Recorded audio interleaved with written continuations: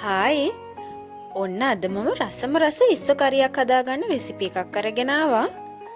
අපි බලමු කොහොමද ඒක හදාගන්නේ කියලා. මුලින්ම මේ වගේ සෝදලා පිරිසිදු කරගත්ත ඉස්සෝ ටිකට ලුණු කුඩුයි, කහ කුඩුයි, ගම්මිරිස් කුඩුයි දාලා හොඳට කලවම් කරලා තියාගන්න ඕනේ.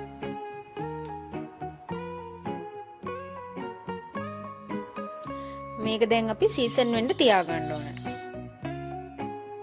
ඊළඟට භාජනයක් ලිපේ තියලා පොල් තෙල් ටිකක් එකතු කරගන්නවා.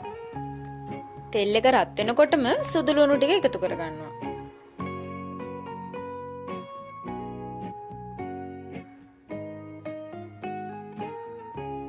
දැන් කපාගත්ත බීලුණු, අමු මිරිස්, රම්පේ, කරපිංචා, කුරුඳු පොතු ටික එකතු කරලා හොඳට කලවම් කරගන්නවා.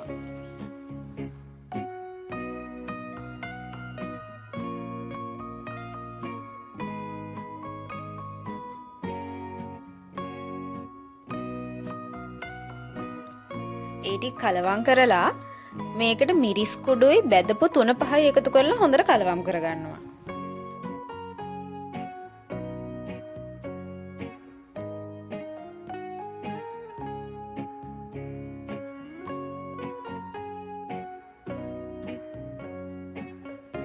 දැන් අර ඉස්සු ටික මේකට දාගෙන ඒකත් කලවම් කරලා වහලා ටිකක් වෙලා ඉදෙන්න දෙන්න ඕන.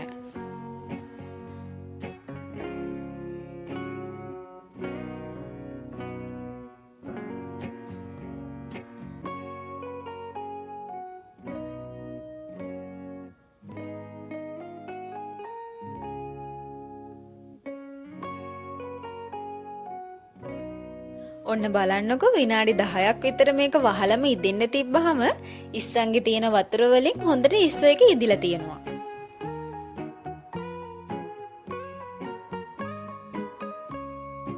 දැන් මම පොල් කිරි ටිකක් මේකට එකතු කරනවා.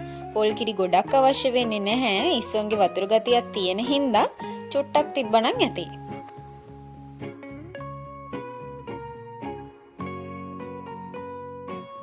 ඔයාලා දන්නවනේ ඉස්සු කියන්නේ ටිකක් උෂ්ණ අධික කෑමක් කියලා.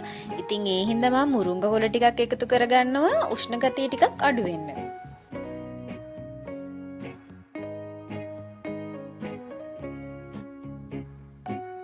දැන් අපි ඉස්සු කරිය ලිපෙන් බාගමු. ඔන්න ඔහොම තමයි මම මේ ඉස්සු කරිය හැදුවේ. ඉස්සු හදන තවත් රෙසිපීස් ගොඩාක් තියෙනවා. ඒවත් මම ඉස්සරහට ඔයාලත් එක්ක ෂෙයා කරගන්නම්කෝ. ඉතින් අද වීඩියෝ එකත් හොඳයි නම් ලයික් කරලා මාව සබ්ස්ක්‍රයිබ් කරන් යන්න.